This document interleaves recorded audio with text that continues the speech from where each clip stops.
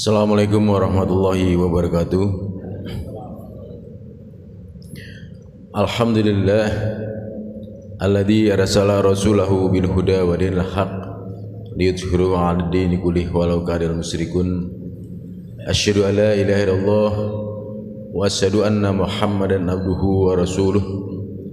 Allahumma shalli ala Muhammad wa ala ali Muhammad kama shallaita ala Ibrahim wa ala Ibrahim innaka Hamidum Majid. Bapak Ibu serta anak-anakku jamaah rahimakumullah, bersyukur pada Allah pada pagi hari ini Allah masih izinkan kita untuk melaksanakan ibadah guna menuju bekalnya di akhirat kelak. Shalawat dan salam semoga tercurah pada Nabi kita Muhammad sallallahu alaihi wasallam, para keluarganya, para sahabatnya, dan para pengikutnya setia hingga yaumil qiyamah, dan kita harus berada dalamnya. Amin ya rabbal alamin.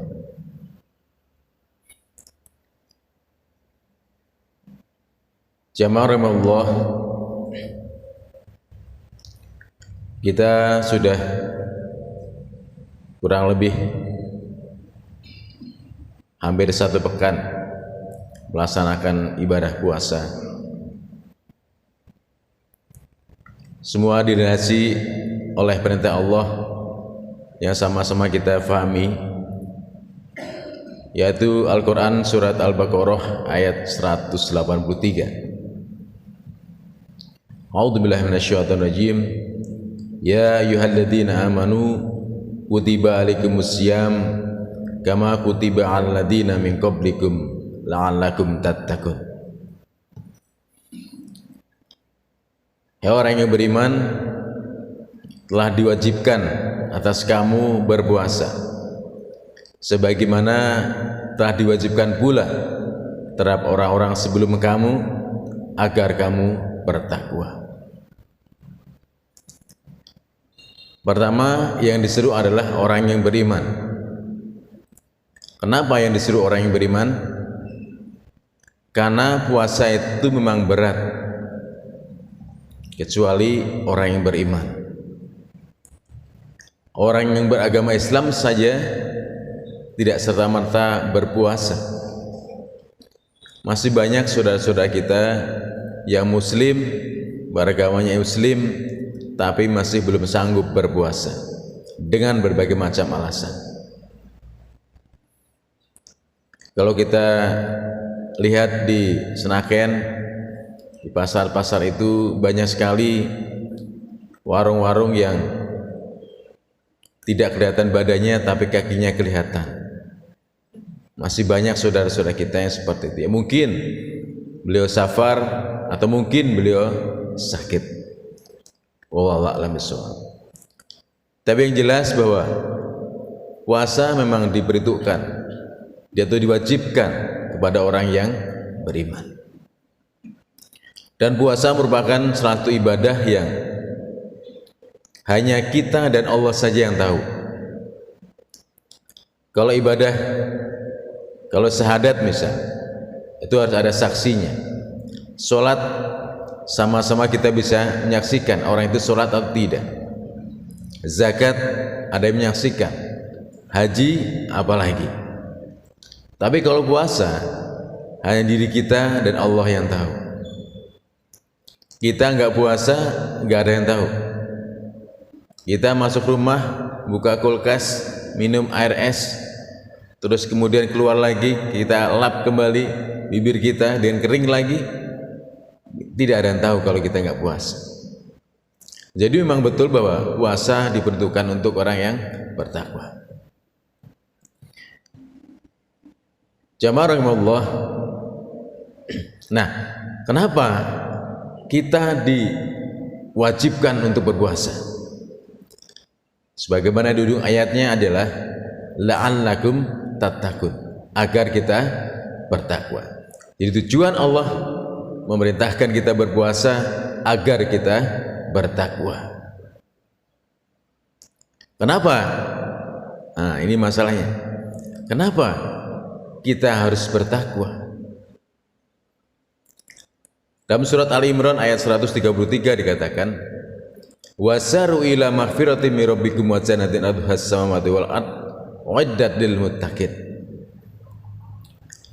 Bersegeralah kamu pada ampunan dari Allah dan surga yang seluas langit dan bumi yang diperuntukkan untuk orang yang bertakwa. Jadi jelas Allah menginginkan kita untuk masuk surga. Allah mewajibkan kita berpuasa untuk bertakwa. Setelah bertakwa, orang yang bertakwa hadiahnya adalah surga. Makanya berat menjadi orang yang bertakwa, berat sekali perjuangannya. Kenapa? Karena hadiahnya adalah surga. Mungkin kalau hadiahnya kipas angin mungkin enggak berat ya. Tapi karena hadiahnya surga, maka berat mencapai ketakwaan itu. Sebagai contoh, definisi takwa itu adalah menjalankan semua perintahnya dan menjauhi segala larangannya. Itu dalam kata bahasa Indonesianya, bahasa sederhananya, takwa itu yang pertama adalah disiplin. Karena menjalankan semua perintahnya dan menjauhi segala larangannya, disiplin. Bagi contoh misal, seperti yang sering saya sampaikan, banyak sekali kita umat Islam naik motor di lampu merah, udah ketahuan tulisannya belok kiri, ikuti isyarat lampu. Tapi begitu lampu merah, tetap saja dia belok. Ini berarti belum mencapai ciri-ciri orang yang bertakwa. Nah ini sederhana saja. Memang berat makanya. Takwa itu disiplin. Ya. Ya mas sekalian, mengapa surga itu tadi dikatakan didampingi dengan maghfirah, ampunan dari Allah Subhanahu wa taala. Kenapa surga didampingi dengan maghfirah? Karena apa? Karena kalau kita pengen masuk surga atau mendapatkan surganya Allah hanya mengandalkan amal ibadah kita,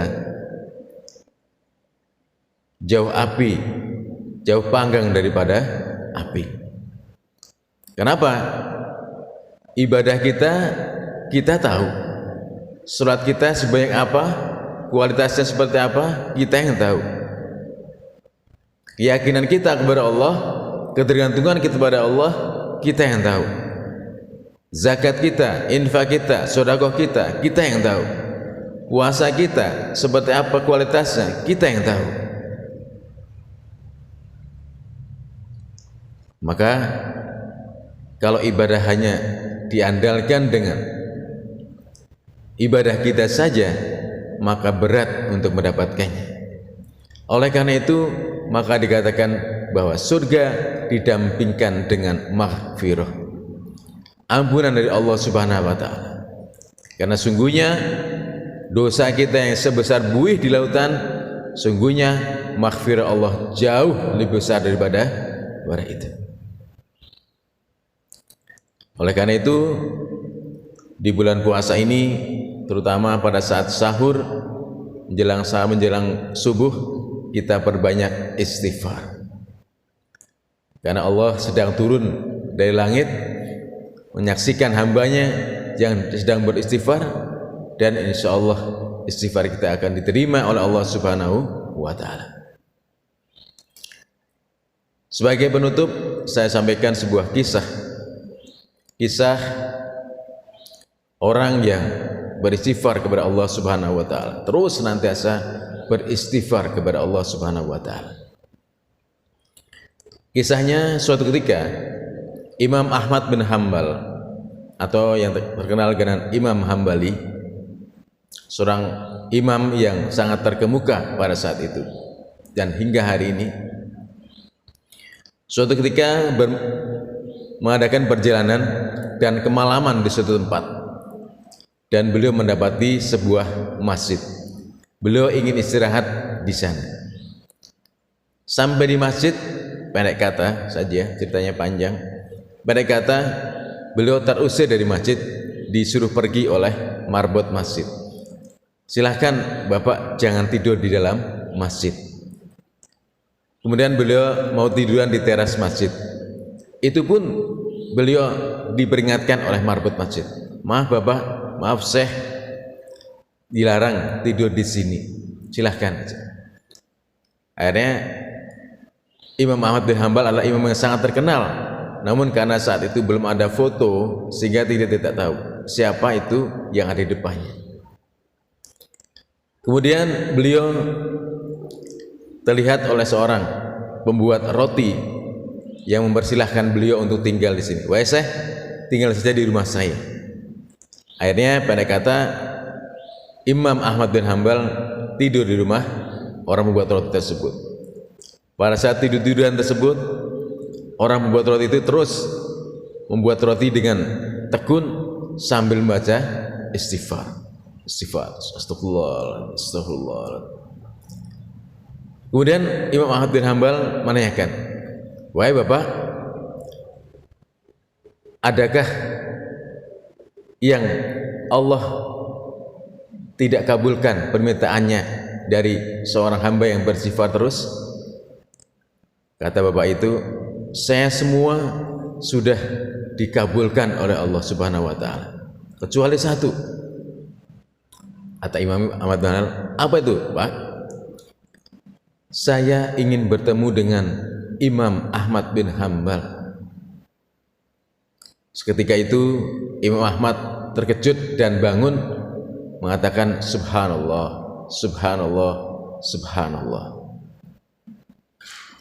Engkau adalah orang yang selalu dikabulkan permintaannya oleh Allah. Kata roti itu, apa yang Syekh maksudkan? Aku adalah Imam Ahmad bin Hanbal. Masya Allah. Akhirnya terwujudlah apa yang disampaikan, apa yang diinginkan oleh seorang bapak pembuat roti, dan istighfar itu dia ingin menemui Ahmad bin Hanbal, bahkan sampai Allah menyeretnya ibaratnya sampai di dalam rumahnya untuk bertemu dengan sang pembuat roti. Itu gambaran dari Allah Subhanahu wa taala buat kita semua, bahwa istighfar kepada Allah Subhanahu wa taala wajib kita laksanakan. Rasulullah melaksanakan istighfar sebanyak 100 kali sehari, maka kita ya minimal sama dengan Rasulullah sallallahu alaihi wasallam. Demikian yang bisa kami sampaikan, lebih kurangnya mohon maaf. Assalamualaikum warahmatullahi wabarakatuh.